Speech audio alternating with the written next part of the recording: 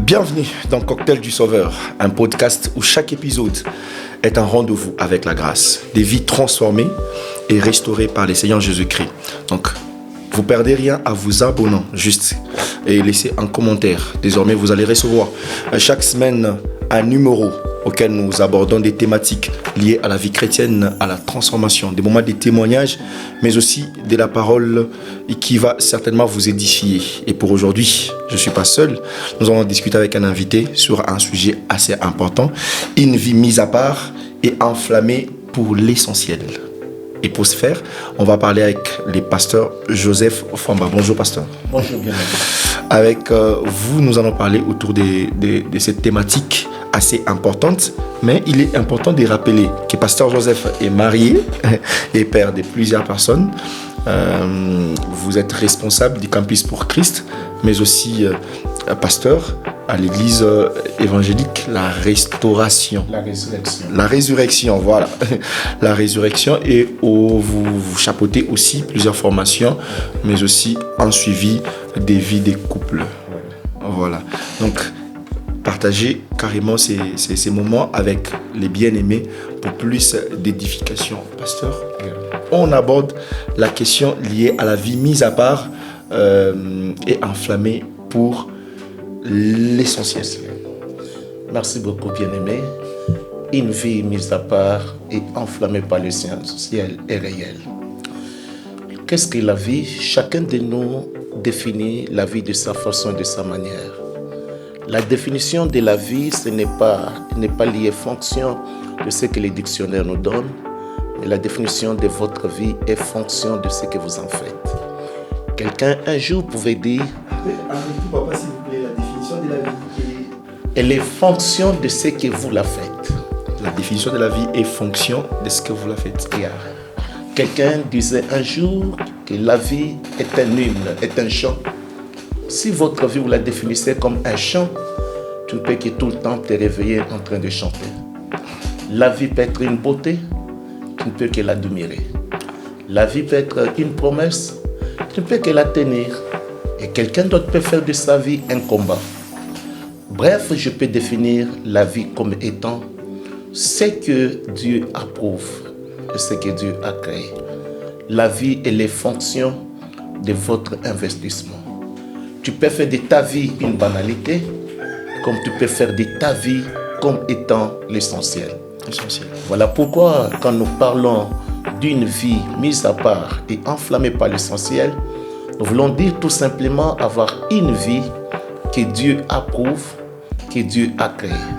Ici, il n'est pas question d'impressionner les gens, il n'est pas question de mener une vie pouvant attirer les applaudissements. Il n'est pas question d'être activiste, être rempli, faire beaucoup de mouvements, tant de choses, ce qui n'est pas mauvais. Mais il est question de comprendre quel est l'essentiel de la vie. Parce que pourquoi j'ai dit cela? La vie sur cette terre se résume en deux.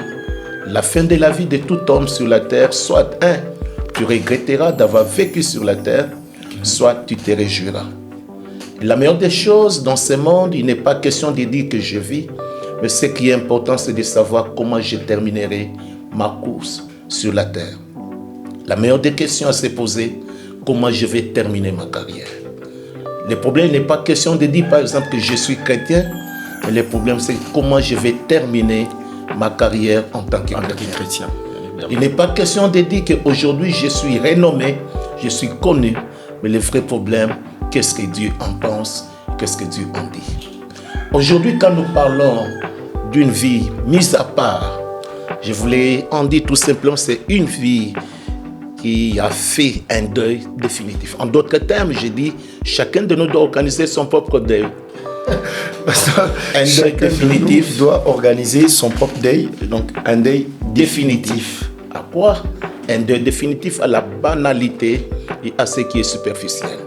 Donc tu dois arriver à un certain moment de la vie où tu dois prendre la décision pour dire, je prends la décision de mettre la croix à ce qui est banal et ce qui est superficiel.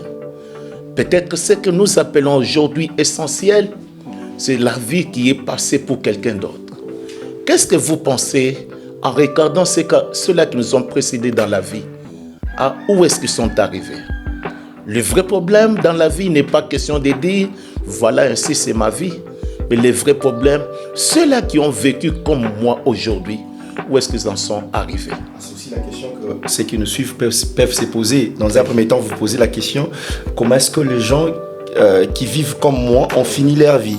Donc, d'une part, si vous êtes ivrogne, posez-vous la question, comment les ivrognes qui ont vécu avant moi ont fini leur vie? Si vous décidez de faire X ou Y choses, vous devrez quand même être en mesure de poser la question, comment les gens qui m'ont précédé ont fini leur vie? Très bien.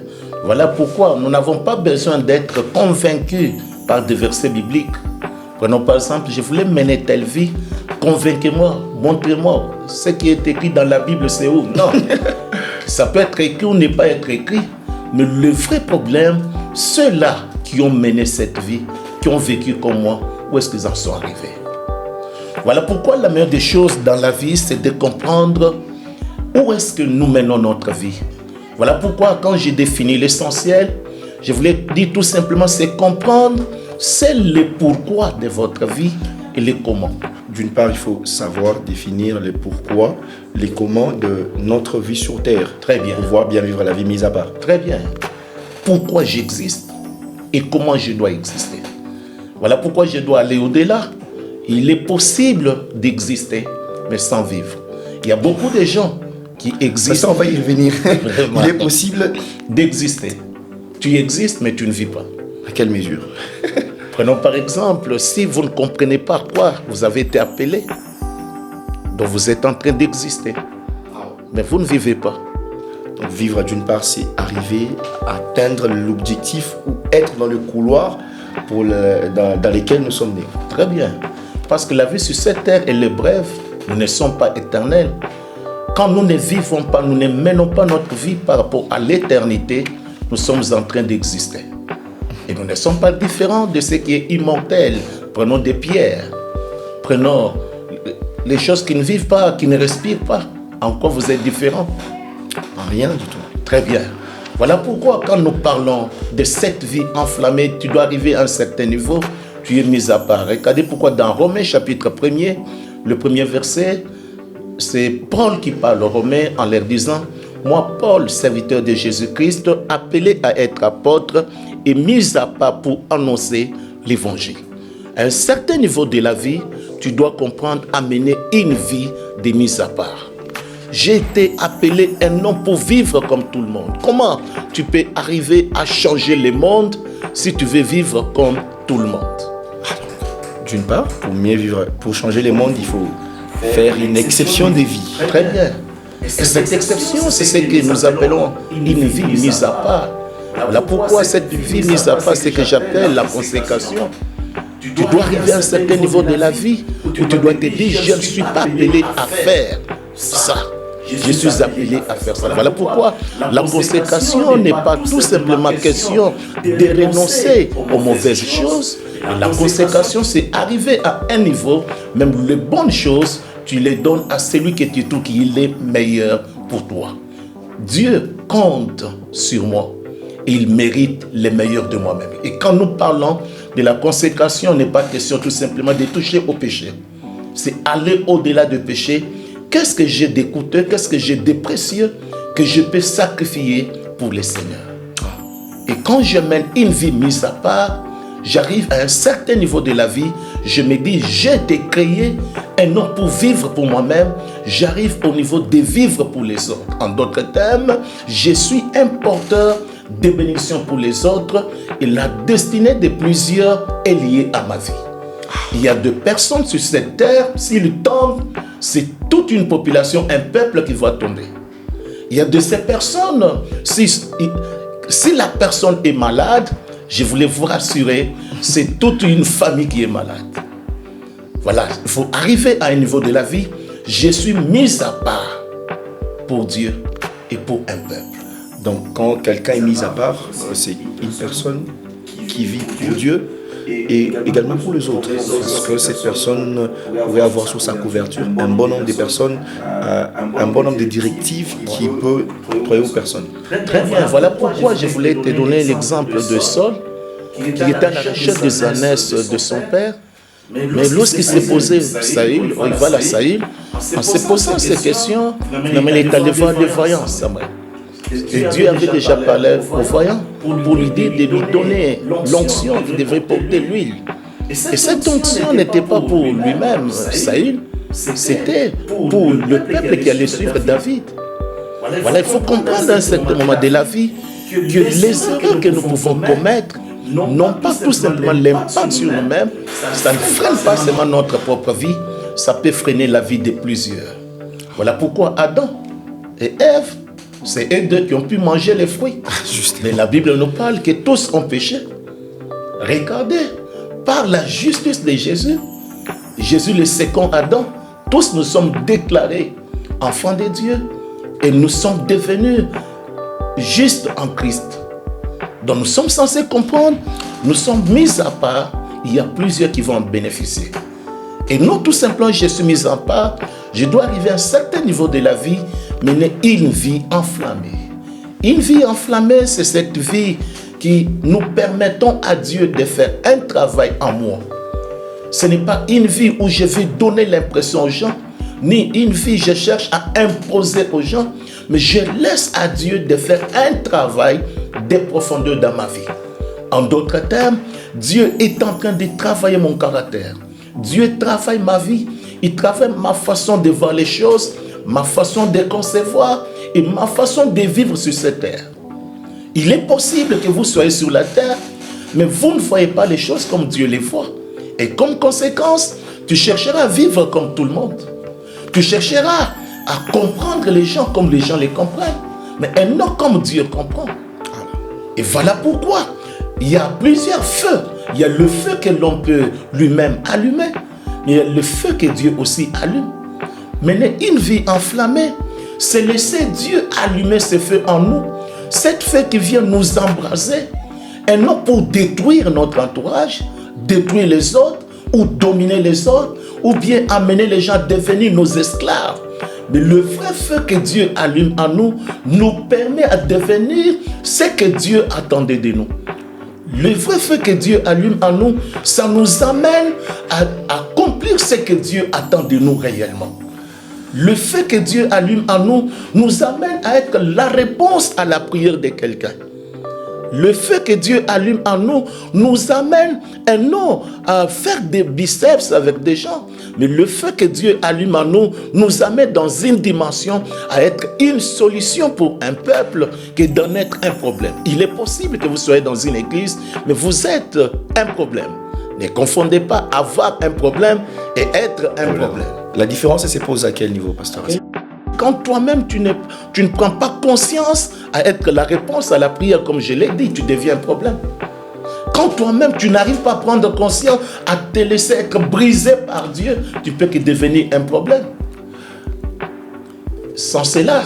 Pasteur, donc, d'une part, la vie mise à part et enflammée, c'est une vie qui est consciente du pourquoi et de comment, enfin, d'être une réponse aux besoins de Dieu par rapport à lui, à sa mission et aussi aux autres. Amen. Pasteur, nous abordons la question relative à un verset mal lu. Oui.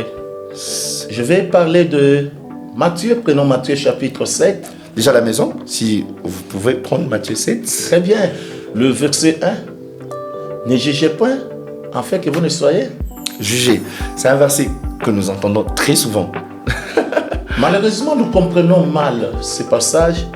Quelqu'un, quand il a fait quelque chose, une situation, il s'est dit, non, c'est ma vie. La Bible dit, ne jugez pas. C'est mal compris. Et il faut bien comprendre ce verset. Lisez la suite. Jésus n'est pas contre que nous puissions donner notre point de vue. Parce que quand vous lisez bien la parole de Dieu, le Seigneur lui-même est en train d'encourager que nous puissions encourager nos frères. Quand quelqu'un est dans les péchés, quand quelqu'un est dans l'erreur, nous pouvons apporter notre point de vue. Et quand la Bible nous parle, ne jugez pas, il n'est pas question d'accepter le mal. Quelqu'un est en train de déshonorer le Seigneur, quelqu'un est en train de détruire la foi de plusieurs. On dit c'est la vie, elle est privée, ma vie est personnelle. Non, ce n'est pas dans ce sens. Ici, le Seigneur veut tout simplement parler. Quand nous voulons aborder un cas, nous voulons parler d'un problème, ou bien nous voulons faire des remarques à un frère, parlons avec amour et non avec hypocrisie. Parlons selon la justice, c'est-à-dire en nous basant de la parole de Dieu. Et parlons aussi avec vérité. Parce qu'il est possible que nous parlons en inscrivant la vérité. Il est possible que nous parlons en inscrivant l'amour. Et aussi en inscrivant même la justice. Voilà pourquoi la suite de ces passages nous amène dans un contexte tel que on nous parle de la paille. C'est très important que nous comprenions. Donc après ne jugez point, Oui. il y a avant de voir la paille qui est dans l'œil de ton frère. Très bien. Il faudra veiller sur la poutre qui est dans le nôtre. En d'autres termes, quand vous voulez faire des remarques à quelqu'un, tenez compte que vous êtes humain, il est humain. Tenez compte que vous aussi pouvez tomber comme lui il est tombé. Parlez avec amour. C'est l'amour qui change. Donc les versets mal lus d'aujourd'hui est tout simplement ne jugez point. Ça veut dire juger, apporter votre point de vue avec amour, avec vérité, avec sagesse, tout en se basant sur la parole de Dieu. Amen. Et non pas que les chrétiens doivent vivre leur vie telle qu'ils veulent. Pasteur, on va parler d'un point sensible. Pas sensible parce que j'ai toujours dit, derrière chaque conversion, il y a une histoire d'amour avec Jésus. Amen. La vôtre, comme elle était. Je suis né dans une famille chrétienne. Mon père pasteur, ma mère servante de Dieu, elle était diaconesse. On nous a élevés de le bas âge. On nous a appris comment lire la Bible, comment jeûner. Déjà à l'âge de 3 ans, nous on appliquait cette discipline chrétienne de jeûner et de prier. Dans un premier temps, ce qui est aussi important, encourager les familles à commencer avec les enfants dès les bas âges. Même s'ils doivent prendre conscience à un moment donné, déjà c'était bien pour vous, ça n'a pas posé de problème ou bien ça fait. J'ai appris à bien lire au travers cet exercice que ma mère nous avait imposé de lire la Bible. Oh là là. Dès le bas âge. Et nous avons grandi sous cette ambiance, croyant que j'étais chrétien. J'étais apprécié par tout le monde. Surtout enfant du pasteur, j'étais un enfant qui parlait peu. D'ailleurs, j'étais surnommé Monsieur l'abbé. Très gentil et calme que j'étais. Mais une chose est vraie, arrivé à l'âge de 16 ans, je me suis retrouvé avec des amis. Ces amis qui nous ont amenés sur un autre chemin. Pasteur, à quel moment de votre vie vous avez vraiment réalisé que vous avez besoin de Jésus? À quel âge, à quel moment vous avez vraiment réalisé que il fallait accepter Christ personnellement? C'est à 15 ans que j'ai senti ce besoin d'avoir Jésus. Mais c'est à 16 ans que j'ai pu rencontrer le Seigneur. Circonstances autour de votre conversion? Un jour, j'ai été invité dans une campagne d'évangélisation par un ami. Le prédicateur avait parlé sur Seul Jésus sauve. Que le Seigneur bénisse la personne. Amen. Et il a parlé, mais ça a été tellement fort, il a montré combien Jésus est capable de pardonner les péchés et de faire de moi ce qu'il aimerait être. Il a lancé un appel, c'était pour moi cette occasion. Mais un élément que je voulais souligner, avant de donner ma vie au Seigneur, ma vie aussi était caractérisée par des rancunes et une colère toxique. J'ai qualifié des toxiques. Et j'étais quelqu'un qui pouvait emprisonner facilement les gens dans les cœurs. Oh là là. Mais les jours où j'ai donné ma vie au Seigneur, ce jour-là, Jésus est entré, m'a pardonné les péchés. Qu'est-ce que c'est merveilleux. Jésus a transformé mon cœur, il a rempli mon cœur de joie. Depuis ce temps-là jusqu'à aujourd'hui, Jésus est dans mon cœur. Quelle année déjà? Depuis 1998 que j'ai donné ma vie au Seigneur. 1998. J'ai donné ma vie au Seigneur. Presque une affaire de 27 ans. Yeah. Et les ministères, l'appel, à quel moment, après combien d'années de la conversion que vous vous êtes rendu compte que vous étiez appelé finalement? 4 ans après que j'ai pu accepter l'appel. Donc aux environs de 19 ans, parce qu'ils sont 19 15, ans, 16 ans, 19 20 ans. 19 ans que j'ai accepté de servir le Seigneur.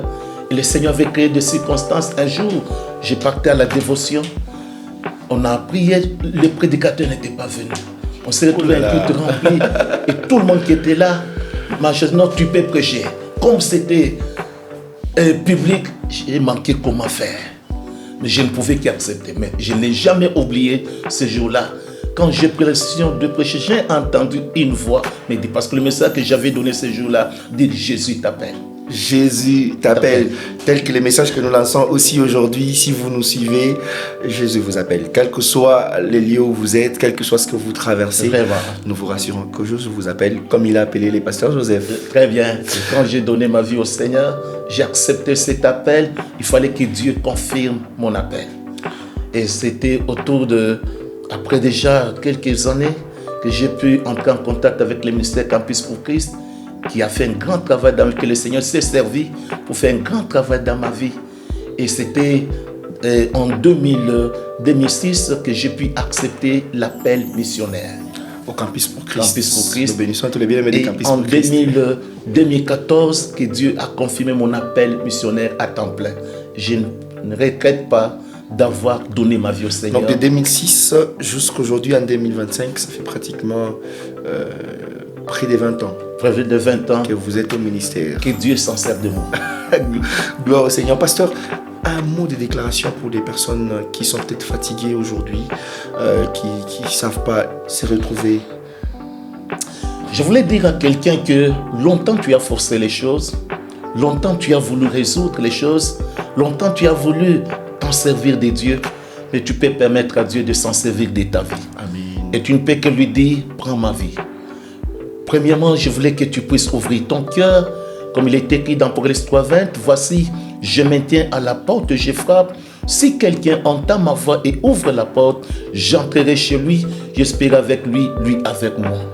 Il y a un ami fidèle et tendre.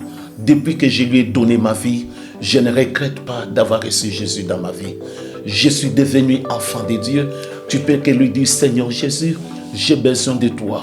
Merci d'être mort sur la croix pour mes péchés. J'ouvre la porte de ma vie. Je t'accepte comme mon Seigneur et Sauveur.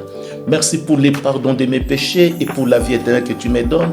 Prends la direction de ma vie et fais de moi la personne qui désire que je sois. Seigneur, enflamme-moi. Prends ma vie.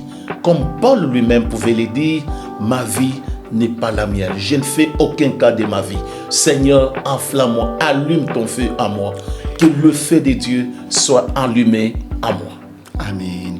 En tout cas, soyez fortifiés dès partout où vous avez reçu ces déclarations. Le Seigneur vous cherche. Merci beaucoup d'avoir suivi cet épisode 1. Vous avez une histoire. Vous avez une histoire à raconter avec Jésus. Votre témoignage. Parce que chaque conversion est une histoire d'amour. Laissez-nous un mot en commentaire. Vous voulez entrer en contact avec l'intervenant. Laissez-nous un mot en commentaire. Vous avez une histoire à raconter avec le Seigneur. Contactez-nous. Que le Seigneur vous bénisse abondamment. Merci Pasteur Joseph. Amen. Merci à toute l'équipe du cocktail du Sauveur. Amen. Que le Seigneur vous bénisse. On se retrouve prochainement pour l'épisode 2 du cocktail du Sauveur. Soyez bénis. Amen.